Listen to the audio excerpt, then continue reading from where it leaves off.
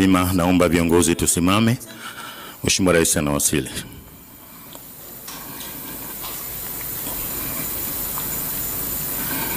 Mheshimiwa Rais, naomba tukae. Viongozi naomba tukae.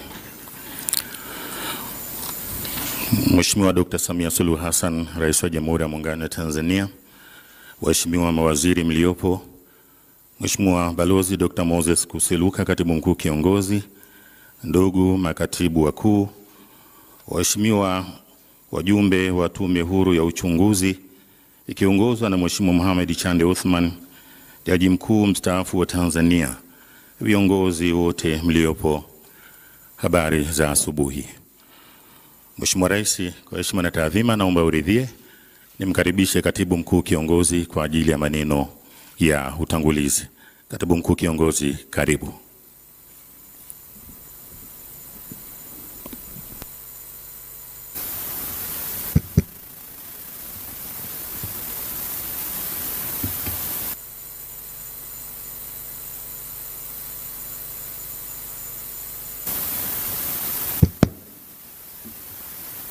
Mheshimiwa Dr. Samia Suluhu Hassan, Rais wa Jamhuri ya Muungano wa Tanzania, waheshimiwa mawaziri, makatibu wakuu, wajumbe wa tume, wageni waalikwa, mabibi na mabwana, kazi na utu. Mheshimiwa Rais, tarehe 14 Novemba mwaka huu, katika hotuba yako ya uzinduzi wa Bunge la 13 la Jamhuri ya Muungano wa Tanzania, uliliarifu Bunge kuwa umeunda tume ya uchunguzi wa matukio ya uvunjifu wa amani yaliyotokea nchini wakati na baada ya uchaguzi mkuu uliofanyika tarehe 29 Oktoba mwaka huu. Mheshimiwa Rais, leo hii tumekutana hapa kwa ajili ya uzinduzi rasmi wa tume ili ianze kutekeleza majukumu yake. Ninaomba nitumie nafasi hii kuwatambulisha wajumbe wa tume. Katika kuwatambulisha wajumbe, nitaomba pia nitoe maelezo mafupi kuonesha uzoefu wa kila mjumbe kuendana na jukumu walilokabidhiwa. Mwenyekiti wa tume, Mheshimiwa Rais, umemteua Mheshimiwa Mohamed Chande Othman. Mheshimiwa Othman ni mmoja wa watu mashuhuri na wenye weledi na uzoefu mkubwa katika tasnia ya sheria, utoaji wa haki na masuala ya haki za binadamu kimataifa na kitaifa pia. Anafahamika na kuheshimika kimataifa kutokana na uelewa alionao wa masuala ya sheria na siasa za kimataifa kwenye masuala ya utunzaji wa amani. Zifuatazo ni baadhi tu ya kazi na majukumu aliyowahi kuyatekeleza. Naomba Mheshimiwa Jaji Mkuu mstaafu usimame, angalau Mheshimiwa Rais ya kuone na wanaofuata.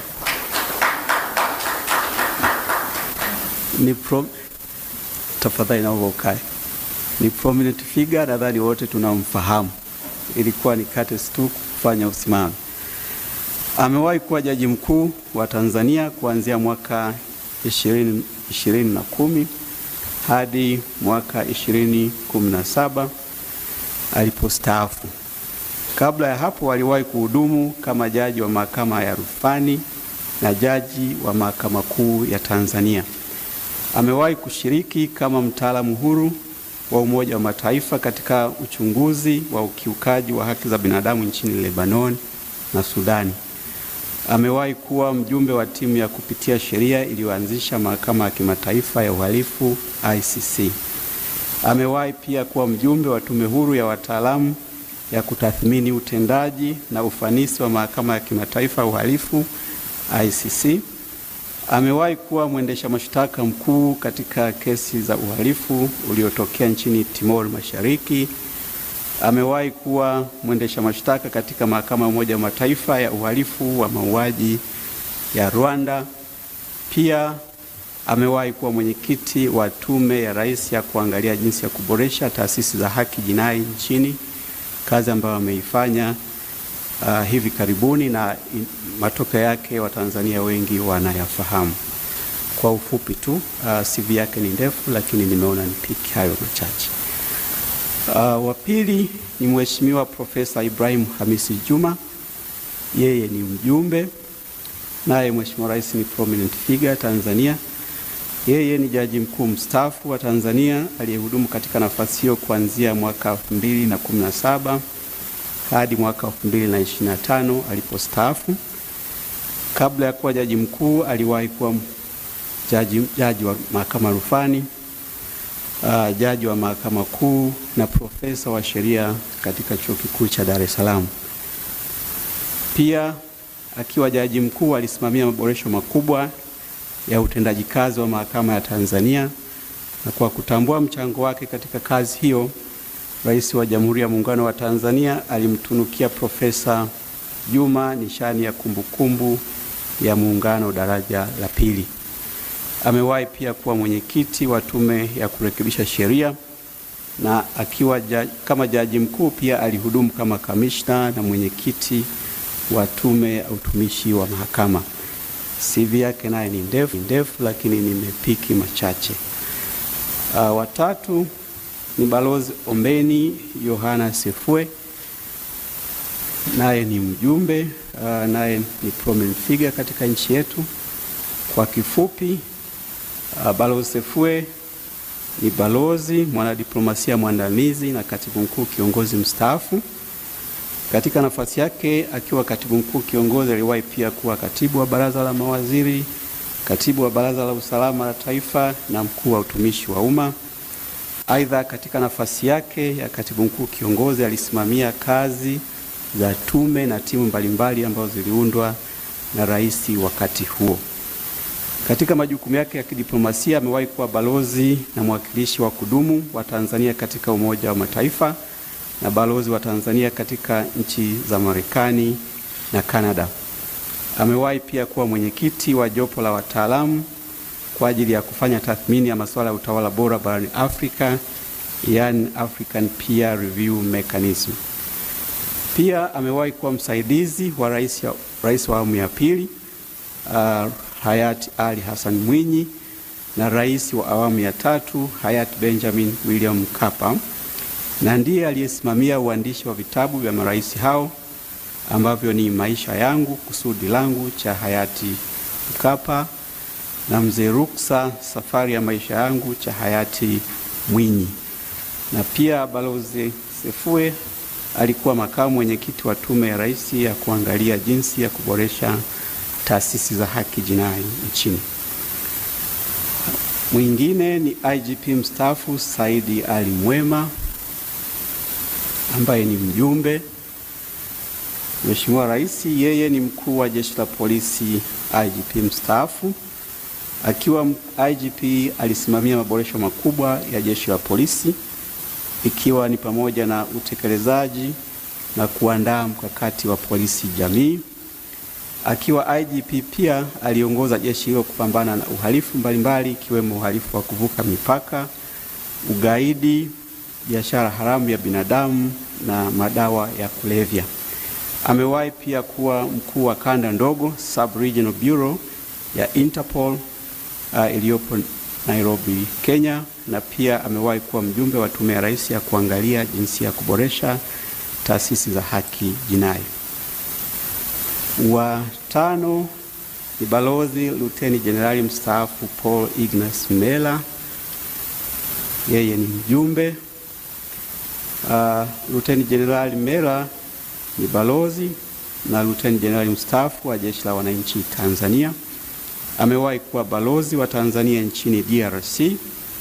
Akiwa jenerali mwandamizi wa jeshi, General Mela ameshiriki katika shughuli nyingi za kuleta amani. Yafuatayo ni baadhi tu ya majukumu aliyowahi kuyatekeleza. Amewahi kuwa Force Commander wa majeshi ya Umoja wa Mataifa Darfur, na amewahi kuhudumu kwenye timu ya usuluhishi chini ya rais mstaafu wa Kenya Mheshimiwa Uhuru Kenyatta, ambaye alikuwa msuluhishi wa Jumuiya ya Afrika Mashariki katika mgogoro wa mashariki ya DRC. Wa sita, Mheshimiwa Rais ni Balozi David Joseph Miyeye Kapia, naye ni mjumbe. Yeye ni balozi na mwanadiplomasia mwandamizi, na yafuatayo ni baadhi tu ya majukumu ambayo amewahi kuyatekeleza katika utatuzi wa migogoro. Amewahi kuwa msaidizi mahususi wa rais wa awamu ya 3 hayati Benjamin Mkapa katika mazungumzo ya kutatua amani mashariki ya DRC. Amewahi kuwa msaidizi mahususi wa rais wa awamu ya 3 hayati Benjamin Mkapa katika usuluhishi wa mgogoro wa Sudan, juhudi ambazo zilipelekea kuzaliwa kwa taifa jipya la Sudani Kusini. Amewahi pia kuwa mshauri mahususi wa rais wa awamu ya 3 hayati Benjamin Mkapa katika upatanishi wa mgogoro wa kisiasa nchini Burundi. Amewahi kuwa msaidizi mahususi wa rais wa awamu ya 4 Mheshimiwa Dr. Jakaya Mrisho Kikwete katika timu ya Umoja wa Afrika ya usuluhishi wa mgogoro nchini Ivory Coast, na amewahi kuwa mwakilishi maalum wa Tanzania kwenye utatuzi wa mgogoro wa kisiasa nchini Zimbabwe. Naye ni kwa machache, CV yake ni ndefu sana katika eneo hili. Wa 7 ni Balozi Radhia Naima Msuya. Balozi Msuya ni balozi na mwanadiplomasia mwandamizi, akiwa amehudumu kama balozi wa Tanzania katika nchi mbalimbali ikiwemo Afrika Kusini, akihudumu pia kwa nchi za Namibia, Lesotho, Botswana na katika taasisi ya SADC. Na kutokana na weledi wake katika diplomasia, Balozi Msuya amewahi kutunukiwa nishani ya heshima National Order of Merit na rais wa Ufaransa. Hayo ni kwa kifupi. 8 ni Dr. Stergomena Lawrence Tax, naye ni mjumbe. Yeye ni kiongozi mwandamizi mstaafu mwenye uzoefu wa muda mrefu katika masuala ya uongozi, diplomasia na utengamano wa kikanda. Amewahi kuwa katibu mtendaji wa Jumuiya ya Maendeleo Kusini mwa Afrika SADC kwa miaka 8. Aidha, amehudumu katika nafasi mbalimbali za uongozi ndani na nje ya nchi, ikiwemo kuwa waziri wa mambo ya nje na ushirikiano Afrika Mashariki, na pia aliwahi kuwa waziri wa ulinzi. Na 9 na mwisho, Mheshimiwa Rais, ni Balozi George Madafa. Huyu ni afisa mwandamizi wa serikali mstaafu. Amewahi pia kuwa balozi wa Tanzania nchini Italia. Mheshimiwa Rais, ofisi yangu imejiandaa kikamilifu kuiwezesha tume kutekeleza majukumu yake bila kikwazo chochote. Baada ya maelezo haya mafupi, ninaomba sasa kwa heshima nikukaribishe ili uzungumze na hadhara hii na kisha kuizindua rasmi tume ya uchunguzi wa matukio ya uvunjifu wa amani yaliyotokea nchini wakati na baada ya uchaguzi mkuu uliofanyika tarehe 29 Oktoba mwaka huu. Asante. Naomba tusimame kwa heshima na taadhima.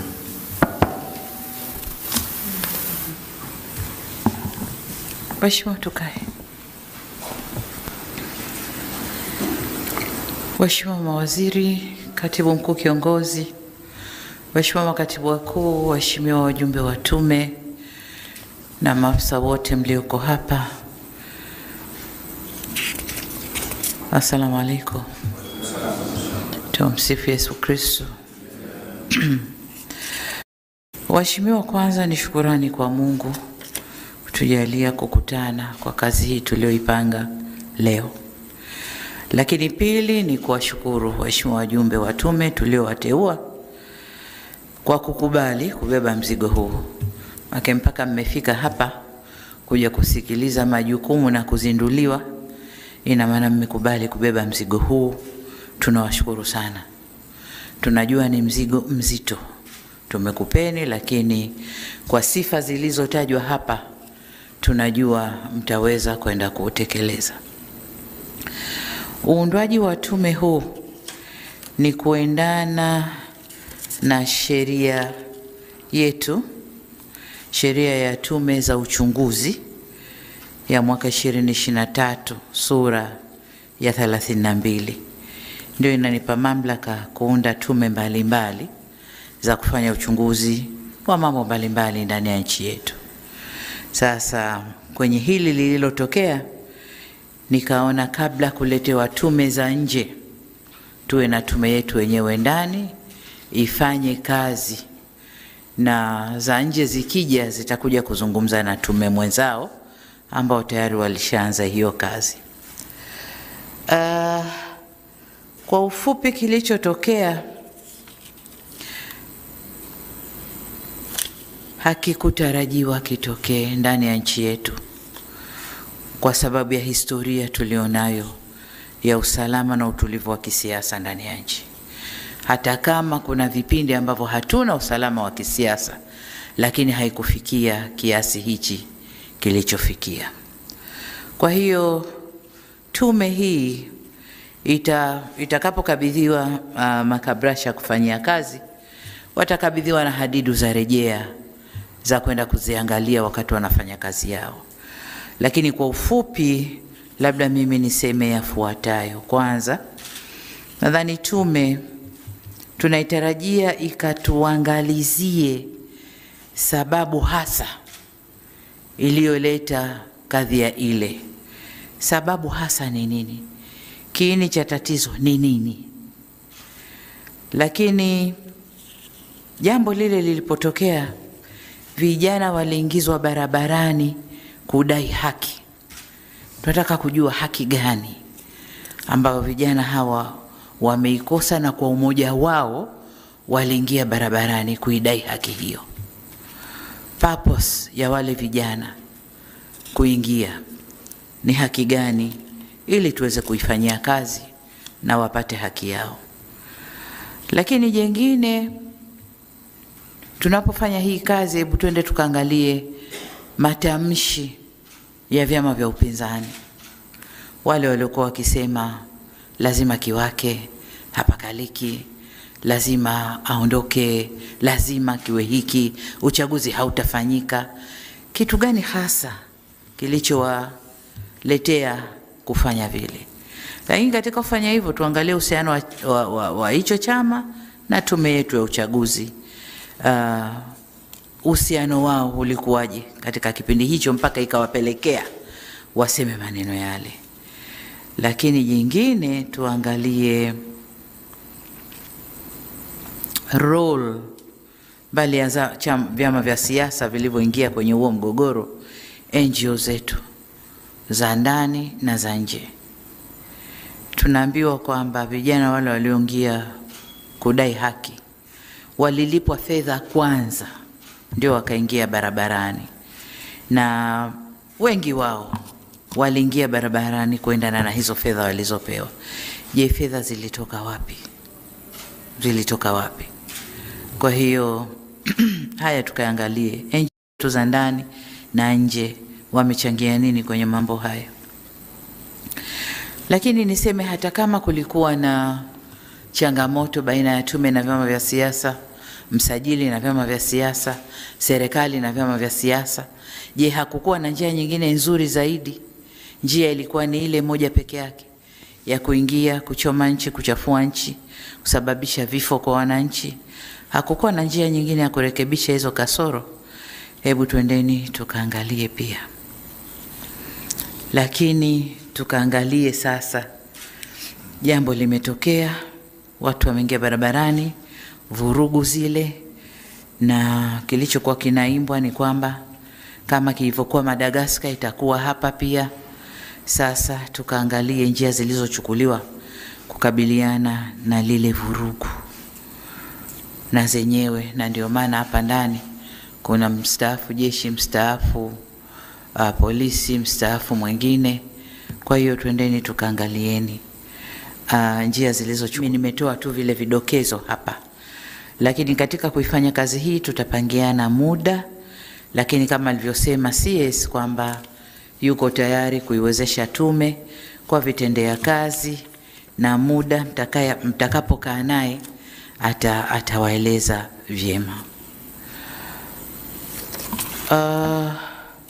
Tutawapa pia secretariat ambayo itakuwa inawasaidia kuandika na mambo mengine yote ya organization ambayo itakuwa yanatakiwa kufanywa ili tumefanye kazi yake vizuri.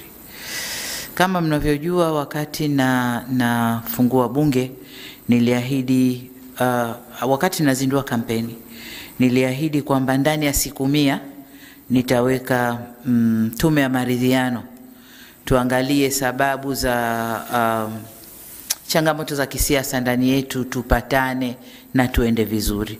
Lakini kwa hili lililotokea, tumeona tuunde tume hii kwanza, ifanye kazi yake, imalize. Mapendekezo yatakayotoka huku ndio tutakayokwenda kuyafanyia kazi kwenye tume ile ya maridhiano. Kwa hiyo mapendekezo yenu ndio yatafanya ajenda za kwenye tume ya maridhiano. Kama nilivyosema, kazi hii si ndogo.